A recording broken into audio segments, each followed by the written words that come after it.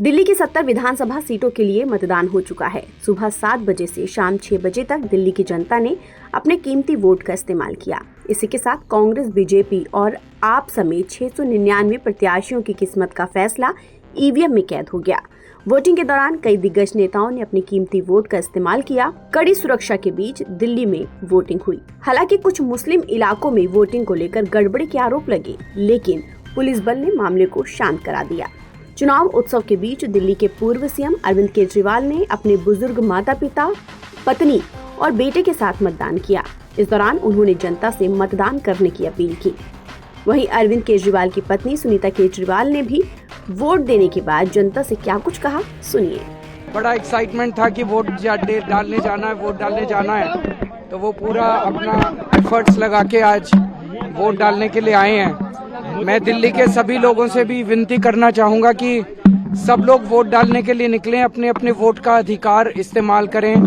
अच्छे स्कूल बनाने के लिए, अच्छे मोहल्ला क्लिनिक बनाने के लिए, अच्छा इलाज के लिए, अस्पतालों के लिए, दिल्ली के विकास के लिए वोट डालें सब लोग। ऐसा मेरी सब लोगों से विनती है। सर, कितने आश्वस्त हैं चौथी बार क्या आम आदमी पार्टी की सरकार दिल्ली में बनने जा रही है? जाहिर तौर पे जो काम करेंगे उन्हीं को जनता वोट देगी। दिल्ली के लोग बहुत समझदार हैं और उन पर पूरा विश्वास है और वो गुंडागर्दी नहीं बर्दाश्त करते। तो पूरा विश्वास है दिल्ली के लोग सही चुनाव करेंगे। बता दें कि नई दिल्ली विधानसभा सीट से अरविंद केजरीवाल चुनावी मैदान में हैं। उन्हें 2 पूर्व मुख्यमंत्रियों के बेटे चुनौती दे रहे हैं। वहीं आतिशी दिल्ली की कालकाजी विधानसभा सीट से चुनाव लड़ रही हैं। यहां सीएम आतिशी मारलेना का मुकाबला बीजेपी के दिग्गज रमेश बिधूड़ी और कांग्रेस की अलका लांबा से है। वोटिंग के दिन दिल्ली के सीएम आतिशी ने भी सुबह ही मतदान केंद्र पहुंचकर वोटिंग की और कहा कि चुनाव सिर्फ चुनाव नहीं है, बल्कि ये एक धर्म युद्ध है। दिल्ली का चुनाव है, ये सिर्फ चुनाव नहीं है, ये एक धर्म युद्ध है। ये अच्छाई और बुराई की लड़ाई है, ये सत्य और असत्य की लड़ाई है, ये काम और गुंडागर्दी की लड़ाई है। एक तरफ पढ़े लिखे, ईमानदार, काम करने वाले लोग हैं और दूसरी तरफ गाली गलौच, गुंडागर्दी करने वाले लोग हैं। मुझे पूरा भरोसा है कि दिल्ली के लोग अच्छाई पर, सच्चाई पर, काम पर अपना वोट देंगे।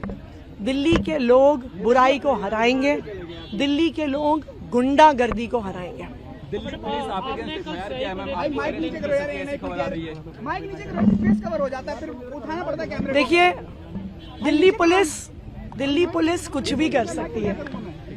दिल्ली पुलिस खुल्ला भारतीय जनता पार्टी के लिए काम कर रही है।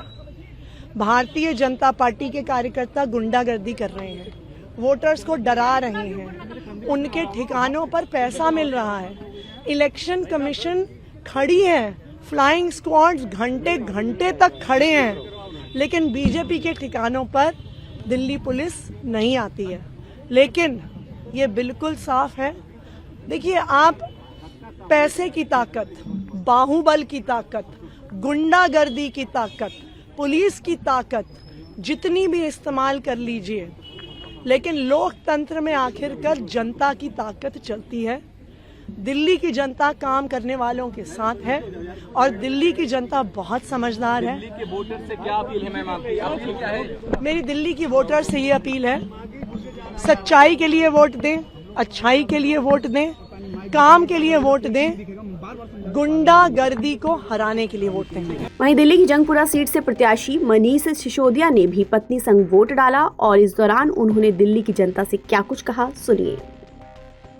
स्वास्थ्य परिवार के लोगों के लिए बिजली, पानी, विकास, वेलफेयर, महिलाओं की सुरक्षा, इस सब के लिए काम करने वाली सरकार चुन सके। इधर उधर की बातें करने वाली, गाली गलौज वाली, गुंडागिरी वाली सरकार हमारे ऊपर ना बैठे। ये सब हम लोगों की जिम्मेदारी है। मैं दिल्ली के लोगों से अपील करूंगा अपने बच्चों की शिक्षा के लिए भारी से भारी संख्या में बाहर निकलें, घरों से बाहर निकलें और वोट डालकर जरूर आएं। राजधानी दिल्ली में करीब 1 करोड़ 56 लाख मतदाता हैं, जहां सत्तारूढ़ आप बीजेपी और कांग्रेस के बीच त्रिकोणीय मुकाबला देखने को मिल रहा है। दिल्ली में आप जहां लगातार तीसरी बार सत्ता में आने की उम्मीद कर रही है, तो वहीं बीजेपी और कांग्रेस दिल्ली में फिर से जीत की उम्मीद कर रही है। दिल्ली के 70 विधानसभा क्षेत्रों में 13,766 मतदान केंद्रों पर मतदान किया गया, जिसमें 699 उम्मीदवारों के भाग्य का फैसला आज जनता ने तय कर दिया और ईवीएम 8 फरवरी को खुलेगा, जो ये बता देंगे कि दिल्ली में किसकी सरकार बनेगी। क्या अरविंद केजरीवाल को जनता फिर से बहुमत से जिताएगी या बीजेपी का सूखा खत्म होगा या फिर कांग्रेस फिर से सत्ता पे काबिज होगी। ताज़ा अपडेट के लिए आप बने रहिए एनवीटी ऑनलाइन के साथ।